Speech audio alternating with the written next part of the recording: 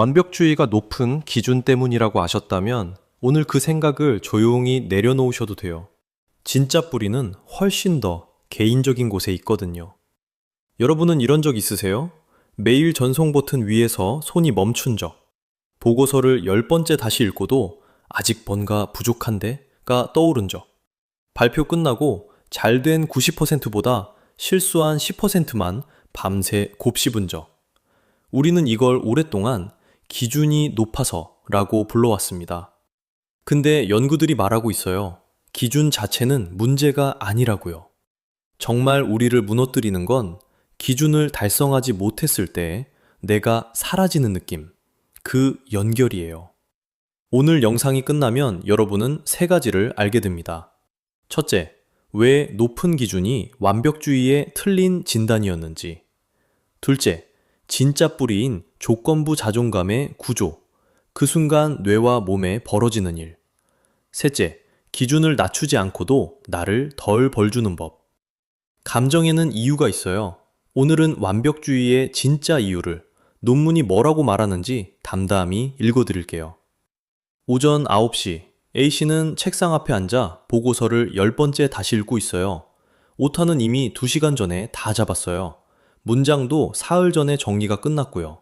80%는 진작 완성돼 있어요. 그런데도 전송 버튼이 눌러지지 않아요. 마우스 커서가 버튼 위를 몇 번씩 지나가다 그냥 돌아와요. 왜 못 보내는지 본인도 정확히는 몰라요. 조금만 더 다듬자가 벌써 4번째예요.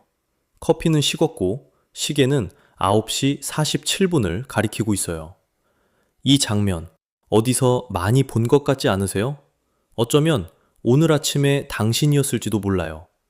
혹시 이런 신호 있으신가요? 4가지만 살펴볼게요. 첫째, 목표를 이룬 시간보다 실수를 곱씹는 시간이 더 길어요. 발표가 잘 끝나도 딱 한 번 말 더듬었던 1초가 하루 종일 따라다녀요. 둘째, 누가 칭찬을 해도 마음속에서 아니, 사실은 부족했어 라는 목소리가 먼저 올라와요. 칭찬을 받는 순간에도 얼굴이 어색하게 굳어요. 셋째, 준비가 덜 된 것 같아서 시작을 미뤄요. 그러다 마감이 닥쳐서야 겨우 손을 댑니다. 넷째, 잘 해내고도 운이 좋았을 뿐이라고 생각해요. 실패는 내목, 성공은 우연. 이 4가지 중 2개 이상 끄덕이셨다면 이건 게으름도 예민함도 아니에요. 완벽주의가 특정한 방식으로 조용하게 당신의 뇌와 마음을 움직이고 있다는 신호예요. 몸이 먼저 알고 있었어요. 전송 버튼 앞에서 멈칫하는 그 손끝이. 그리고 이 감각, 요즘 더 많아진 게 사실이에요. 커런과 힐이 2019년에 발표한 대학생 코호트 메타 분석이 있어요. 미국, 캐나다, 영국 대학생 164개 표본, 총 41,641명. 1989년부터 2016년까지 27년간의 자료를 모아 비교한 대규모 연구예요. 이 연구에서 가장 크게 늘어난 항목이 바로 남들이 나에게 완벽을 기대한다는 감각, 사회부가 완벽주의였어요. 30년 사이에 약 33% 증가, 3분의 1만큼 무거워진 거예요. 같은 기간 자기지향 완벽주의는 10%, 타인지향은 16%, 그중 남들의 기대가 가장 가파르게 올라갔어요. 물론 단위 집단을 30년 추적한 건 아니어서 해석은 조심스럽게 해야 하지만 시대의 공기가 그만큼 바뀌었다는 신호로는 충분해요. 그러니까 지금 당신이 느끼는 이 피로는 개인의 결함이 아니라 30년간 누적된 사회적 흔적이기도 해요. 그런데 여기서 우리가 오랫동안 놓쳐온 질문이 하나 있어요.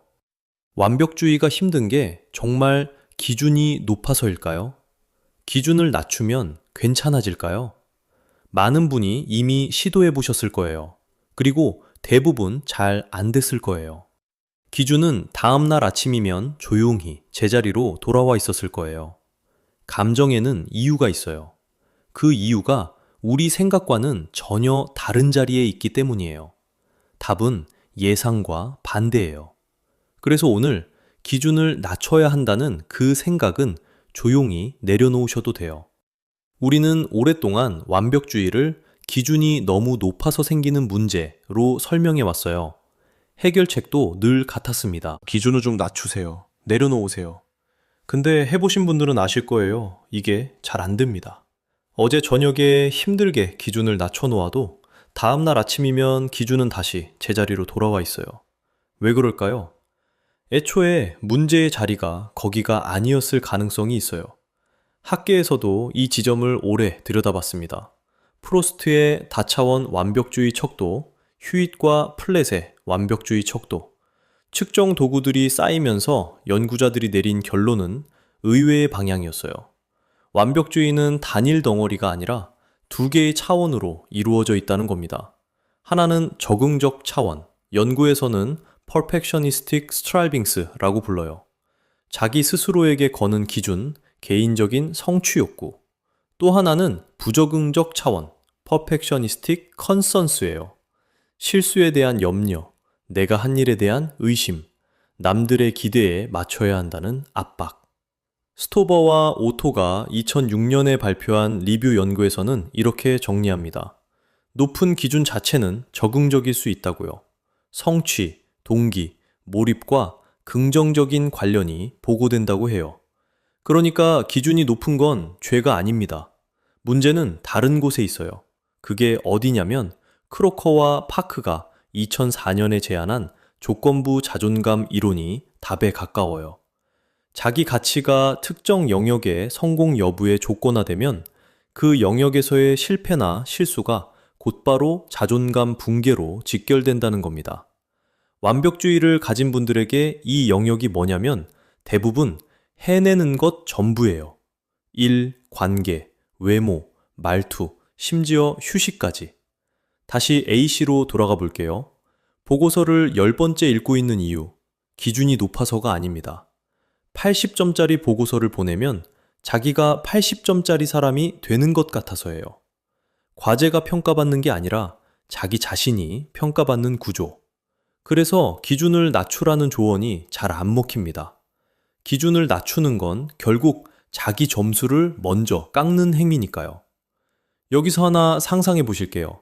친한 친구가 여러분에게 전화를 걸어 이렇게 말합니다. 오늘 발표 완전 망쳤어. 나 진짜 쓰레기야. 한심해. 여러분은 뭐라고 답하실까요? 아마 야, 그 정도로 그러지 마. 한 번 실수한 거잖아. 괜찮아. 라고 할 거예요. 부드럽게, 따뜻하게. 근데 문제는요.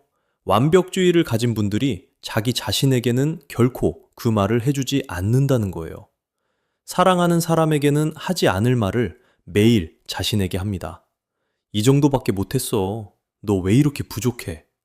이게 조건부 자존감의 얼굴이에요. 상대가 소중할수록 관대해지는 그 감각이 자기 자신에게만 차단돼 있는 상태. 그럼 이 못하면 내가 사라진다는 감각이 단지 마음에서만 끝나는 문제일까요? 몸의 이 반응이 사실은 마음의 신호예요. 조건부 자존감이 활성되는 그 순간 뇌의 특정 회로가 켜지고 몸에서도 조용히 흔적이 남기 시작합니다. 다음 장에서 그 장면을 보여드릴게요. 근데 여기서 진짜 이유가 나와요. 기준이 아니라 연결이 문제입니다. 그럼 이 못하면 내가 사라진다가 뇌 안에서 어떤 장면으로 펼쳐질까요? 2010년 롱이 연구팀이 건강한 성인들에게 자기를 비판하는 순간을 떠올리게 하면서 뇌를 찍었어요. 이때 세 영역이 같이 켜지는 패턴이 보고됐습니다. 하나는 외측 전전두역, 쉽게 말해 뇌의 바깥쪽 앞부분이에요. 여기는 실수를 잡아내고 행동을 눌러 멈추는 역할을 해요. 두 번째는 배측 전측 대상피질, 오류를 감지하는 경보센터예요. 세 번째는 선조체라는 깊은 부위, 행동을 조정하는 곳입니다. 이 세 영역을 한 줄로 묶으면 오류를 감지하고 억제하는 회로예요. 원래 밖에서 오는 위협에 대비할 때 쓰는 장치인데 완벽주의자의 뇌는 이 회로를 자기 자신 쪽으로 돌려놓고 있어요. 잘해야만 안 사라진다는 명령이 외부 위협을 탐지하던 스포트라이트를 180도 돌려 내 쪽을 비추고 있는 셈입니다. 단일 fMRI 연구인이 단정은 어려워요. 다만 이런 패턴이 보고됐다는 건 기억해 두셔도 좋습니다. 다시 A씨의 오후예요. 점심을 먹고 자리에 앉았는데 아침에 보낸 메일의 한 문장이 머릿속에서 계속 되살아나요. 이렇게 썼으면 안 됐는데. 장면은 끝났는데 뇌는 끝난 걸 모릅니다. 2015년 해밀턴 연구팀이 주목한 게 이 지점이에요. 기본 모드 네트워크, 뇌가 쉴 때 돌아가는 회로가 있어요. 완벽주의와 우울, 고위험군에서는 이 회로, 특히 앞쪽, 안쪽, 전전두엽과 뒤쪽, 대상 피질이 쉴 때도 조용해지지 않는다고 보고됐습니다. 머리가 같은 장면을 계속 재생하는 반추 회로예요. 뇌 입장에서는 아직 위협이 안 끝났다고 판정했으니 회의실 영상은 반복 재생 중인 거죠. 여기서 몸이 등장합니다. 2014년 리처드슨 연구팀은 자기 비판적 완벽주의자의 아침 코르티솔을 재쪄요. 스트레스 상황이든 일상적인 날이든 깨어나는 순간의 코르티솔이 더 높게 나오는 경향이 관련 있다고 보고됐습니다. 쉽게 말하면 몸이 24시간 비상경보를 켜두고 사는 상태예요. 2015년 아잠 연구팀은 심박 변이도를 봤습니다. 심박 변이도는 심장이 숨쉬기에 맞춰 얼마나 유연하게 반응하는지 보여주는 지표예요. 부적응적 완벽주의자는 이완 훈련을 해도 이 숫자가 잘 올라오지 않는 패턴이 관찰됐어요. 몸에 브레이크를 걸어주는 미주신경이 잘 안 켜진다는 뜻입니다. 잠은 또 어떨까요? 2020년 플랫 연구, 2026년 하우스만 일기 연구는 공통적으로 취침 전 인지각성, 그러니까 불 끄고 누운 뒤에도 머리가 안 꺼지는 상태가 완벽주의와 수면 문제 사이를 이어준다고 보고 있습니다. A씨의 새벽 3시가 여기 있어요. 이불 속에서 회의실 장면이 재판처럼 돌아가고 심장은 조용히 평소보다 빠르게 뛰고 내일 아침에 코르티솔은 이미 준비되고 있어요. 이게 몸에만 남는 게 아닙니다. 2022년 스미스 메타 분석이 성인 대상으로 묶어본 수치예요. 실수 염려 쪽 완벽주의는 우울과 상관계수 0.40, 불안과 0.35 수준으로 관련이 보고됐습니다. 중간 크기 상관이에요. 2016년 힐과 커런은 직장인을 포함한 약 9,800명 자료를 모아 번아웃과도 중간에서 큰 상관이 있다고 보고 있습니다. 물론 상관이 인과는 아니에요. 완벽주의 하나가 모든 걸 일으키는 건 아닙니다. 다만 정신 쪽에서는 우울, 불안, 번아웃 신호가, 몸 쪽에서는 코르티솔, 심박 변이도, 수면이 같이 흔들리는 그림이 반복적으로 보고되고 있어요. 그래서 이 말이 단순한 비유가 아니에요. 몸의 이 반응이 사실은 마음의 신호예요. 뇌가 나를 위협으로 처리하기 시작하면 몸도 그 명령을 따라 비상 모드로 들어갑니다. 이게 조건부 자존감이 매일 조금씩 몸에 새기고 있는 흔적이에요. 아직 핵심이 안 나왔어요. 여기서부터가 반전입니다. 여기까지 보시면 많은 분이 물어봐요. 그럼 완벽주의를 없애면 되나요? 근데 조심할 게 있어요. 완벽주의를 없애려고 애쓰는 것 자체가 또 하나의 완벽주의가 돼버립니다. 완벽하게 고쳐야 해. 이 문장이 다시 나를 평가대에 올려놓거든요. 우리가 할 일은 다른 거예요. 기준은 그대로 두고 기준과 내 가치 사이의 연결만 끊어내기. 높은 기준으로는 살아도 기준 하나에 내가 사라지지는 않게. 그래서 오늘 드릴 실천은 셋 다 30초예요. 첫 번째는 코어 실천, 감정 라벨링 3어절이에요. 자기 비판이 올라오는 순간 머릿속에서 세 단어로 이름을 붙입니다. 자기 비판 올라옴, 조건부 자존감 활성. 앵커는 자책이 시작됐다는 걸 알아챈 그 순간. 소요 30초, 리버만 왜.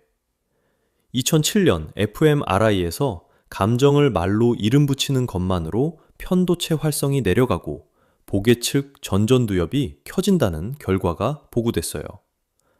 축으로 보면 심리에서는 메타인지가 작동해 감정과 나 사이에 반보거리가 생깁니다. 신경에서는 위협 회로가 진정되고 조절 회로가 올라옵니다. 결과는 정신과 몸에 동시에 와요. 정신으로는 충동적 자책이 반템포 느려지고 몸으로는 경직된 어깨와 숨이 스르르 풀립니다. 두 번째는 이 편과 가장 잘 맞는 확장 실천, 자기자비 3요소 30초예요. 네프 2003년 자기자비 모델을 30초 스크립트로 압축합니다. 하나, 자기 친절. 지금 이 순간 나에게 친절하자. 둘, 보편 인간성. 완벽하지 않은 건 나만이 아니다. 셋, 마음 챙김. 이 감정이 있다는 걸 알아차리자. 키우지도 말고 밀어내지도 말고. 앵커는 자책 직후 30초, 심리에서는 자존감을 조건에서 풀어주고 생리에서는 코르티솔 부담이 내려갑니다. 페라리 외 2019년 메타 분석 27개 RCT에서 자기 비판, 우울이 헤지스지 약 0.5에서 0.7 수준으로 감소한다는 효과가 축적되고 있어요. 중간에서 큰 효과, 듀얼 효과도 뚜렷해요. 정신으로는 자기 비판의 볼륨이 내려가고 몸으로는 그날 저녁 잠이 조금 더 깊어져요. 기준을 낮추는 게 아니라 기준 뒤에 따라붙던 벌을 덜어내는 겁니다. 세 번째는 2편만의 고유 실천, 인지 재구성 3단계예요. 샤프란 2002년 CBT 완벽주의 프로토콜 핵심을 세 걸음으로 좁혔어요. 하나, 증거 체크. 이 보고서가 80점이라는 판단은 내 느낌인가, 자료인가? 둘, 친구 시나리오. 친구가 같은 상황이면 나는 뭐라고 해줄까? 셋, 대안 문장. 80점도 보낼 가치가 있다. 보내서 피드백을 받는 게 다음 성장이다. 한 번에 30초에서 1분. 앵커는 전송 버튼 위에서 손가락이 멈춘 바로 그 순간. 축으로 보면 심리에서는 자동사고를 대안사고로 치환하고 신경에서는 반추 회로가 돌기 직전에 길을 돌려놓습니다. 듀얼 효과도 같이 와요. 정신으로는 결정 피로가 줄고 몸으로는 얕아지던 호흡이 정상 속도로 돌아옵니다. 조건부 자존감 구조를 정면에서 흔드는 과정이에요. 정리하면 새 실천이 다 30초짜리고 순서가 있어요. 라벨링으로 이름 붙이고 자기자비로 그 옆에 친절을 놓고 재구성으로 방향을 바꿉니다. 합쳐서 1분 30초. 하루 몇 번이 와도 부담 없는 양이에요. 그리고 2편에서만 드리는 고유 실천이 하나 더 남아 있어요. 앞 3개가 머릿속을 다룬다면 마지막 하나는 바깥에서 벌이는 실험이에요. 행동으로 조건부 자존감을 직접 시험대에 올리는 방법. 엔딩에서 드릴게요. 마지막으로 오늘 여러분이 딱 하나만 가져가신다면 이거예요. 여기까지 쭉 보셨으면 이제 아실 거예요. 완벽주의는 개인의 결함이 아닙니다. 커런 앤 힐 2019년 약 4만 명 자료에서 1989년부터 2016년 사이 사회부가 완벽주의가 33% 늘어났다는 데이터가 말해주듯 30년 사이 남들이 나에게 기대한다는 감각이 3분의 1만큼 짙어진 시대의 조건이에요. 그 조건 속에서도 오늘부터 할 수 있는 딱 하나의 행동을 마지막에 정확히 한 문장으로 드릴게요. 여기까지 오신 여러분께 이 편을 한 줄로 다시 드릴게요. 완벽주의는 높은 기준이 아니라 못하면 내가 가치 없다는 조건부 자존감이에요. 이 한 줄이 왜 맞는지는 오늘 따라온 길이 답이에요. 조건부 자존감이 자기 비판 회로를 과활성화하고 뇌가 자기 자신을 위협으로 처리하면 코르티솔과 심박변이도 그리고 수면까지 몸이 따라 무너집니다. 세 박자가 이렇게 완결돼요. 그래서 오늘 딱 하나만 가져가시면 돼요. 하루에 한 가지 일에만 80% 제출 규칙을 적용하세요. 업무 메일 발송 직전, 보고서 제출 직전이 앵커예요. 그 순간 속으로 여기서 끊는다 라고 말하고 더 손대지 말고 그대로 보냅니다. 이 작은 행동이 왜 작동하냐면 불완전한 결과물을 그대로 내보내고 나도 살아남는 경험이 쌓이면서 못하면 가치 없다는 조건부 연결을 안쪽에서부터 끊어내기 때문이에요. 기준은 그대로 둬도 돼요. 연결만 풀면 됩니다. 갤러웨이 2022년 메타 분석에서 CBT 완벽주의 프로토콜 효과 크기가 G 0.87로 크게 나왔는데 그 핵심 재료가 바로 이 안전행동 축소 실험이에요. 2주만 이어가셔도 자기 비판이 눈에 띄게 줄고 잠드는 속도가 빨라집니다. 지난 편 식단과 감정 기억나시죠? 몸에 들여놓는 것이 감정을 만들듯 마음에 들여놓는 기준도 감정을 만듭니다. 다음 편에서는 걱정이 멈추지 않는 뇌, 반추사고하는 사람의 공통점을 볼게요. 감정에는 이유가 있어요.